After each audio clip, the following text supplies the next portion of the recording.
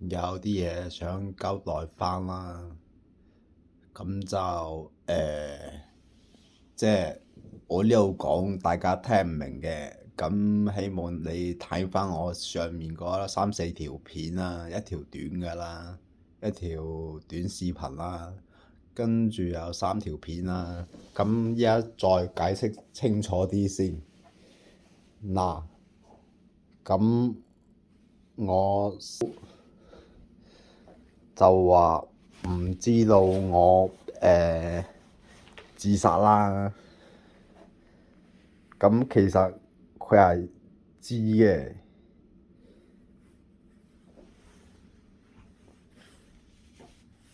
嗱，呢個細佬啦，陳世古啦，即係我細佬啦。嗱，咁就講啦。我問佢阿媽有冇同你講過我自殺啦，跟住佢就話冇啦。咁呢個細佬咧就講啦，我問佢邊個同你講嚟聽下啦。咁佢就話舅父阿媽細佬，即係我細佬係另外一個細佬啦，呢個啦，呢個細佬啦，就同我講話佢知啦，我細佬有同佢講啦，有同我另外一個細佬講啦。咁做咩要講大話？嗱，呢度佢嗰頭話冇阿媽冇同佢講話，我冇自殺啦。呢頭你睇下，仲要咁關心我喎。咁係因咩事啊？點解呢頭要咁關心我？嗰頭就話唔知我自殺。咁我另外一個細佬證明咗啦，佢係知道嘅，係我呢個細佬同我第二嗰個叫陳桂林嗰個啦，即係呢一個啦，呢個陳桂林啦講啦，話我邊個同你講啦？佢話細佬又同佢講啦。至於點解咧？大家諗唔諗到原因啊？不過我唔講，大家都唔知㗎啦。係因為俾佢哋收買咗。仲有咁講返之前啊，之前嗰個藥物嘅問題，影片都有講啦。咁佢開好多種藥畀我嘅，其實嗰啲藥有冇開畀我？應該有啲係假嘅，因為平均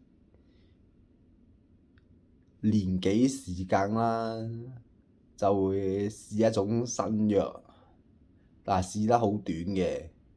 咁佢就嗰個即係我畀你哋睇嗰個報告啦，佢係咁開啲藥啦，開好多種啦。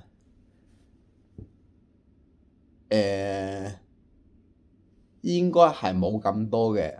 我翻去睇過報告，張張都差唔多有開好多隻藥，係冇開咁，即係有開過嗰啲藥，但係我係冇食咁長時間嘅，即係啲藥可能食一次，可能食一次或者兩次，我就冇食㗎啦。但係佢咧就寫到，仲要係16年前都開咁多隻，咁呢個就造假啦。我係去到14年試完隻新藥，去到16、17年先至試第二啲藥啦。咁啲藥物總之就造假啦。上一條片你哋如果想知嘅，即係想了解多啲嘅，想知道呢個中共有幾咁邪惡嘅，咁你就睇翻我上面嗰兩條片啦。佢開嘅藥啦係冇用嘅，即係我除咗食維斯通係有用，其他藥係冇用嘅。以前佢都冇逼我食藥，但係呢兩年我話唔食嗰隻藥，佢就逼我入院，所以我無奈之下只可以只可以食嗰啲藥啦。我唔食佢係驗血，佢雖然冇即係由精神科嗰邊驗血就試過一兩次嘅，咁佢係叫我去睇第二啲醫生嗰陣時咧就驗血啦。咁我因為驚俾佢知道，我就繼續食啦。因為知道咗佢要我入院，咁我唔想入院啊嘛。咁樣佢就打我針啦，打啲針都係冇用嘅，我就唔知點解成日要打我打針，打完支針又係冇料到嘅。咁講起另外一樣嘢啦，即係精神科嘅人咧，有病嘅人係唔知道自己有病嘅，但係我嘅情況就係我知道自己有病。不過並不是醫生，唔係，即係我係知道自己有啲咩問題咯。咁即係啦，通常啲精神病人係唔知道自己有病嘅，病緊嗰陣時，但係我病緊嗰陣時係知道自己有問題嘅。呢個係我特別之處啦。我相信應該暫時係未出現過一個精神病人係知道自己有問題嘅。同埋我返工啦，雖然你或者會覺得我係精神病啊，即係又話自己諗過做阿里巴巴啊，咁呢個我返工啦，我返啲咩工咧？你睇下呢個地盤嚟嘅，我冇喺度發夢話自己要做咩阿里巴巴啊，我連清潔都做嘅。嗱，畀你聽下啲錄音啊，我返清潔嘅。阿鵬啊，你陣間唔使打卡嗰張卡俾嗰個阿姐打錯咗啊！你唔使入去，你過嚟呢度夾就得㗎啦。你返咗工未啊？睇下係啲阿姐返工嘅，咁佢叫阿蘭啦，電話你哋唔信可以去查呢個人啦，電話打佢問下，捉下佢。話問佢係咪請人啦，睇下佢點答你啊，睇下係唔係一間清潔公司。如果我真係發緊夢，話自己係好似即係嗰個報告咁講啦，話我係想有阿里巴巴咁嘅願景嘅。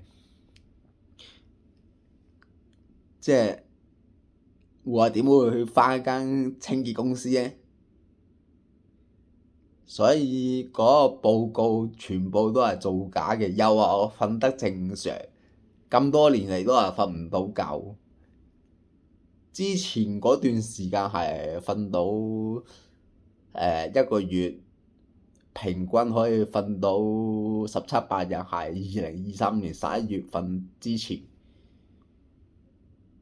即依家我知道嘅，我唔知你信唔信啦。如果信我嘅，就我當其時係瞓到十七八日啦，一個月。相信依家係好翻，依家應該差唔多正常㗎啦。雖然個病未好翻，可能瞓覺都影響少少啦，但我相信係少少咯。即係你話可能係，但係瞓覺多數都瞓唔到覺嘅，應該就係咁啊。因為年紀啦，依家嘅情況比起以前係爭好遠好遠㗎啦。即係當23年嗰陣時，你要我揸住部電話咁樣講嘢法，我講唔到嘅。依家都窒下窒下啦，依家係未好翻嘅，即係我知道，因為我13歲、12歲開始啊，突然之間個口才係好得好緊要嘅，咁去到16歲定17歲，突然之間就消失咗啦。依家依然未回復到口才嚟講，即係仲某種口才啦，某兩種口才啦，都係未復原到當其時咁嘅樣嘅，所以係未好翻嘅我個病。但係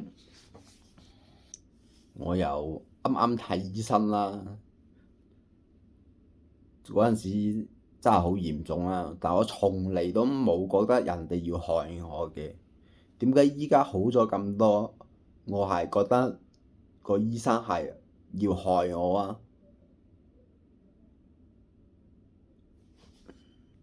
係當其時有一段時間係喺網上講啦，話想害我啦，即係啱啱睇醫生嗰陣時啊。因為咧唔係啱啱睇醫生，睇咗2年醫生，因為啲藥一食落去我就瞓唔到覺，醫生又俾唔到一個正常嘅解釋俾我，係咁話係我嘅病嘅問題，其實係嗰啲藥影響到我嘅病，再影響到我嘅瞓覺。我以為係個醫生特登令到我瞓唔到覺，因為當其時嗰個姑娘同埋個醫生係好關注我嘅，咁我喺度諗大鑊啦，睇嚟唔係普通料子喎自己，因為我係極度關注我㗎。當其時佢俾我嘅態度係好關注我咯，加埋呢啲嘢，突然之間個醫生一走就瞓唔到覺啦。啱啱食嗰隻藥啊嘛，咁就發過一排癲，但係我只係發咗個半年到，我就知道冇啦，應該唔係啦，應該唔係想害我，係啲藥物嘅問題。咁跟住點解依家係已經成年就嚟2年啦？係到2年係越諗越嚴重啊！點解我一直好緊？點解會越諗越嚴重啊個問題？係啦，點解我細佬要話唔知咧？唔知我自殺，但係佢係好關心我嘅喎。嗰度有講啦，嗰度有睇到啦。佢話你要強化自己點點點啦。佢咁關心我，咁點解佢要同我講話唔知我自殺？咁你諗下啦，係咩原因啦？即係佢順便可以套我料啊嘛，睇下我點講。上3、4條片啦，咁我表妹夫有講啦，2023年2月份嗰陣時見過佢。其實語言之中你都聽得出啦，當其時我係未好翻嘅，因為佢冇俾人收買。係啦，咁就佢就提啦，我係言之中你都知啊，我係未好返嘅。咁點解去到2023年11月份會復發啊？個醫生係話我已經好返喎，之前係。咁2023年見翻我表妹夫未好返，個醫生話好返，你話有冇問題啊？佢話我18年嗰陣時已經好返㗎啦。我問佢，雖然報告就冇寫到啦。咁2018年我亦都係未好返嘅。咁有個片段都由嗰個我表妹夫嘅錄音都知啦。即係有啲錄音，如果你聽得明嘅，其實都知道我係不停進步嘅。我係進步咗15年半啦，過多幾個月16年啦，過多依家係6月，過多3個月就16年。我係進步咗16年嘅。呢個世界上，因為啱啱食藥嗰陣時，個醫生同我講啦，其實佢係唔了解到我係好嚴重嘅，佢未見我對答方面咧係即係有問有答啦，即係睇唔出嘅。其實當其時可以話係幾嚴重下嘅。咁當其時以佢嘅角度就話我係輕微精神病患者啦。咁就進步咗15年半啦，到而家。其實如果被醫生判斷為輕微精神病患者，亦都可以進步15年半、16年。呢個世界係冇㗎，所以啲醫生就要研究我個腦啦。我唔知係因為特別啊，定係因為我係同佢提過，頭先都有講啦，我係諗過阿里巴巴嗰啲形式嘅公司啦，係啦，咁就我唔係想做阿里巴巴啊，即係咁都有提到啦。我如果咁黐線啊，要做阿里巴巴，我點會走去返清潔啊？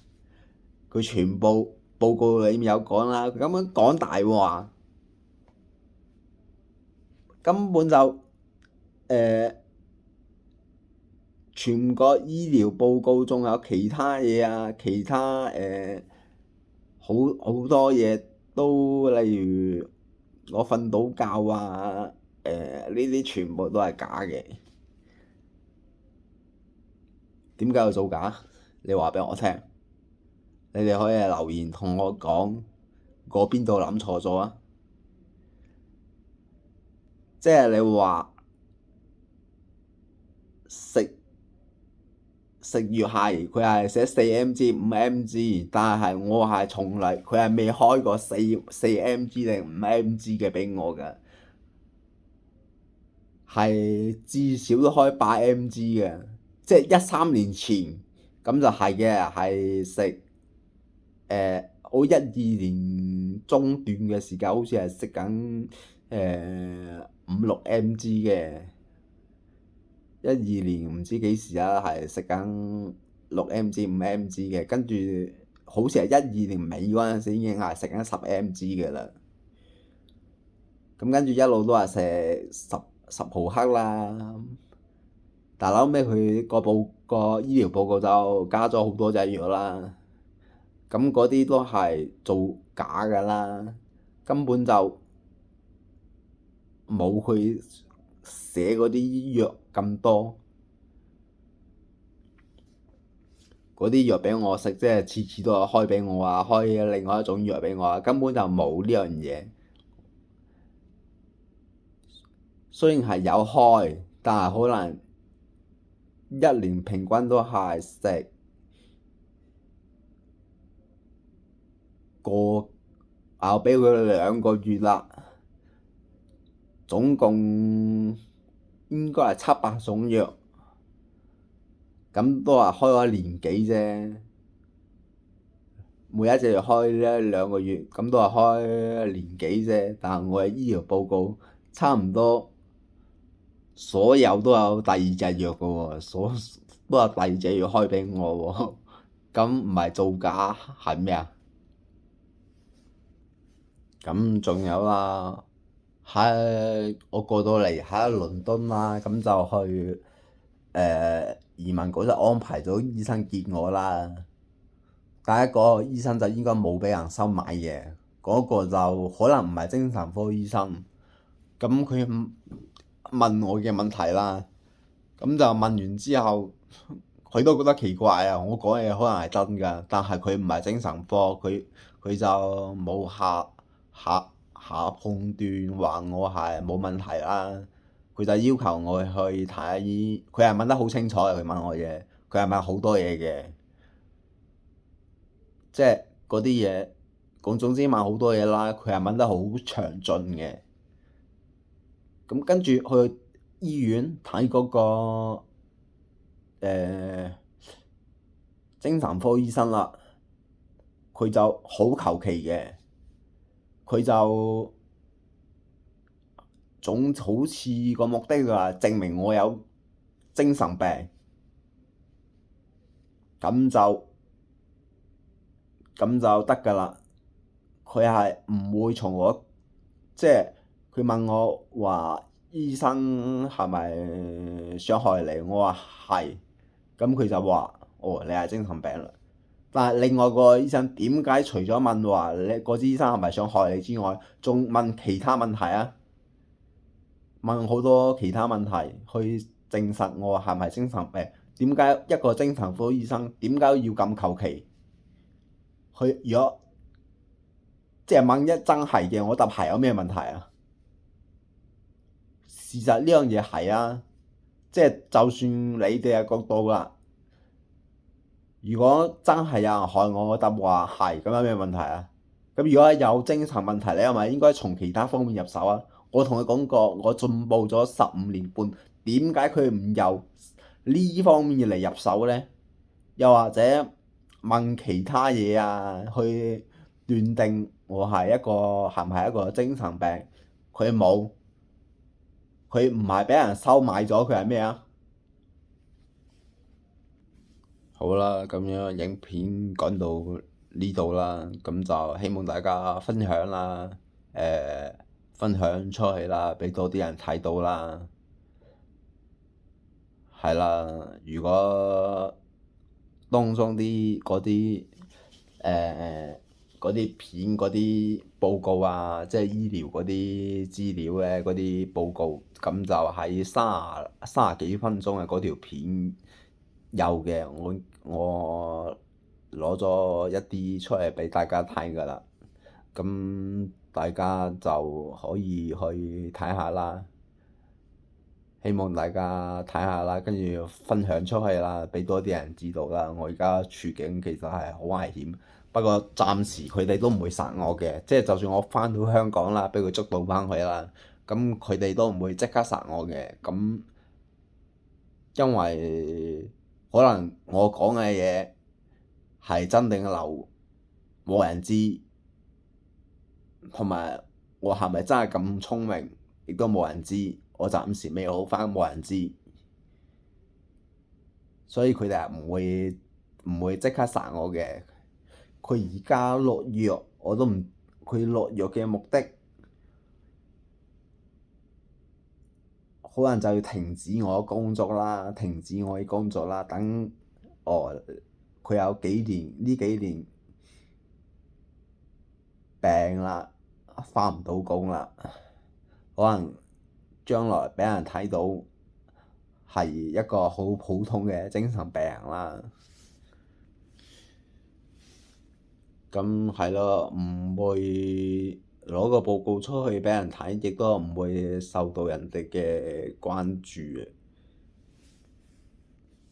咁我依家嘅情況，我就可能會自殺啦。咁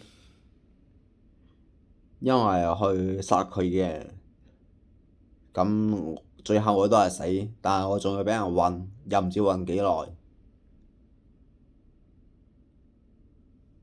咁如果我唔自殺嘅，我相信我係會病死啦，或者無啦啦心臟梗塞死啦，將來都係咁噶啦。係啦，你睇下啦，香港就係咁啦。你話中國政府，你仆街嘅真係估唔到，連香港都變成咁嘅樣，國際大都會喎，唔好笑死人啦！你睇下中國政府有幾咁邪惡，你哋走得出嚟嘅，要唔要返去？真係要諗清楚啲啦！走得出嚟嘅，真係要返去，真係要諗清楚啲啦！呢個中國政府真係邪惡到我都唔識講啦，癲㗎真係！大家或者真係唔係好相信我講嘅嘢啦，但係你哋有冇啲咩問題可以提出嚟呢？即係將你哋嘅質疑留言俾我，有咩質疑我解釋清楚啲啊！我解釋啊！好啦，咁就講到呢度啦，拜拜。